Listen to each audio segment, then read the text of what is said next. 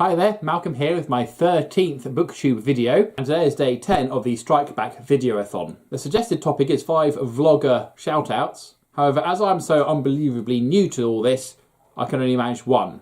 But being the 31st of January, I thought I'd take this opportunity for this video to be my monthly reading wrap-up. So in the month of January, I managed to complete 10 books. Now the first book is Discount Armageddon by Sean McGuire. I spotted this in the library and apart from the rather interesting cover, I found the synopsis on the back quite intriguing, kind of a bit like Buffy the Vampire Slayer. The story follows Verity Price, who hails from a family of cryptid hunters/preservers. However, all she wants to do is dance.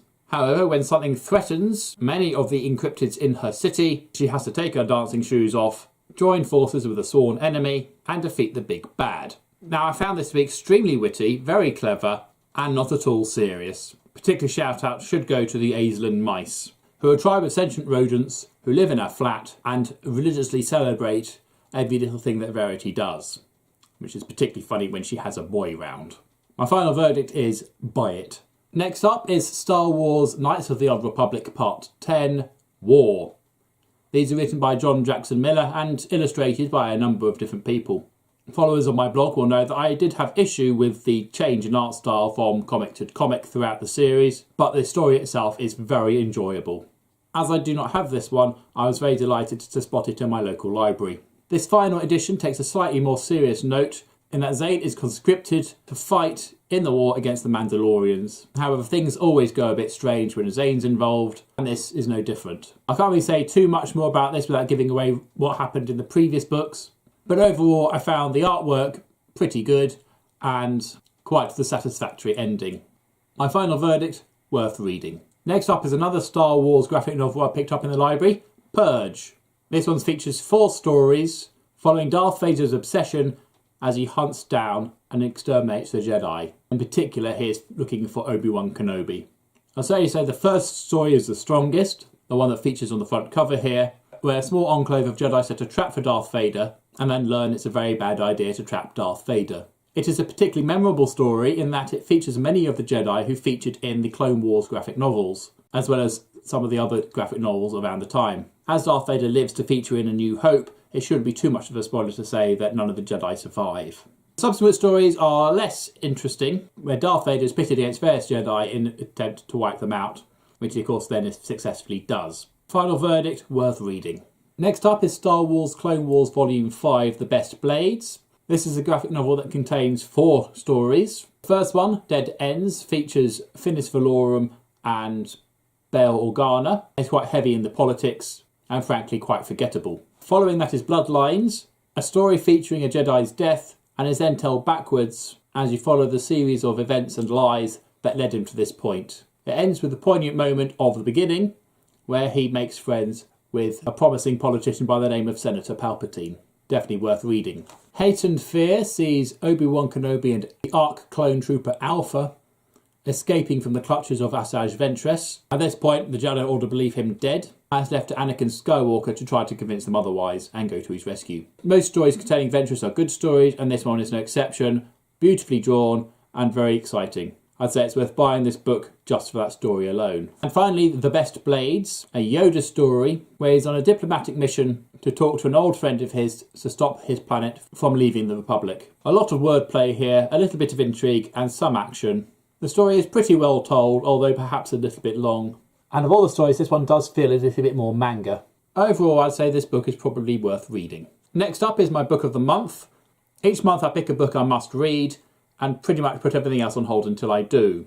However, as this is the 5th book I've finished this month, I didn't do too well at that. However, I did finish it, I've even reviewed it, and you'll find a link to that video down below. But in quick summary, it's a series of short stories following the Predators as they face off against members of the human race throughout Earth's history and future, and I'll give it the highest marks, booktastic. Next up is Star Wars Clone Wars Volume 6, On the Fields of Battle. This one contains 3 stories. The first one, Show of Force, features Mace Windu and many of the other High Council members as they infiltrate a den of bounty hunters who are targeting Jedi. Never before have you seen Jedi do what Jedi do best. Brilliantly illustrated, excitingly told, this was a first-rate story.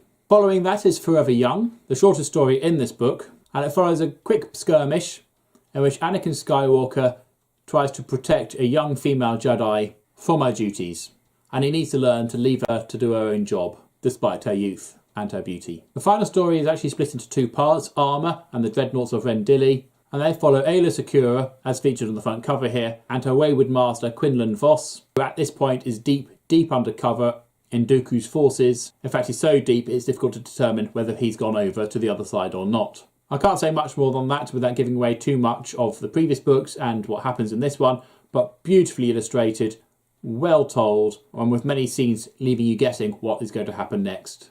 All in all, I'd say this is a much stronger book than the previous volume. I would say it's booktastic. Next up is another short story collection. This one's The Living Dead. This features 34 short stories, which you'll be glad to know I won't go through one by one. However, I will tell you they do range from being absolutely bloody awful, with virtually no relevance to zombies, living dead, or anything similar at all, to well-written stories which are either exciting, nicely gruesome, or just thought-provoking. Very much a mixed bag here. I'd also point out this book is a little too tall to fit on my bookshelf. Final verdict, worth reading, but know which ones to miss out. Next up is another library book. This is W.A.R.P Book 3, The Forever Man by Ewan Colfer. I've read this series to my 9-year-old son, who's really enjoyed it, and it follows honorary FBI member Chevron Savano, and she becomes involved in a witness protection program with a difference in that they keep their charges in a different time period using a time machine. However, that was book 1, and this book sees the conclusion of the trilogy with another time, an old nemesis, and interdimensional mumbo jumbo. I found the first 2 books of this series to be pretty good, quite exciting. By book 3 I found that the story had perhaps got a little bit tired and took a fair while to get anywhere, and the conclusion to the story was full of sci-fi mumbo jumbo.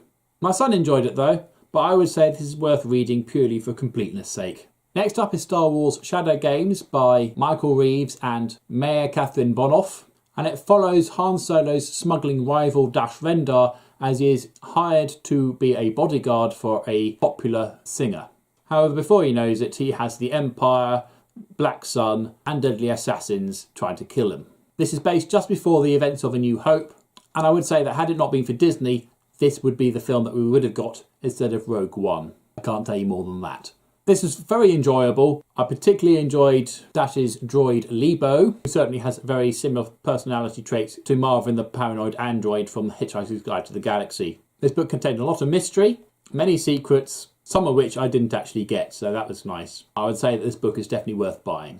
And finally, another Star Wars Clone Wars book. This is book 7, When They Were Brothers. And this one closely chronicles Obi-Wan and Anakin Skywalker's relationship now that Anakin's no longer a Padawan apprentice, and as they were still brothers in arms. And particularly poignant having read Purge earlier on in the month. This contains 2 stories, Obsession, which takes up most of the volume.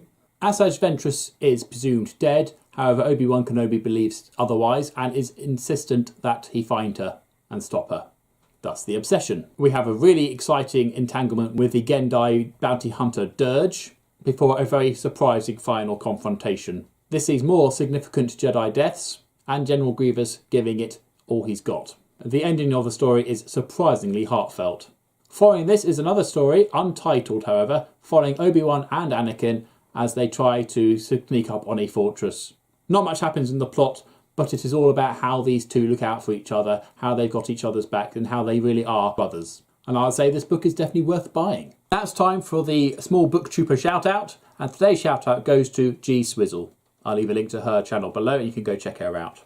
She happens to be one of the 3 co-hosts for this Strike Back Videoathon. Until next time, see you later.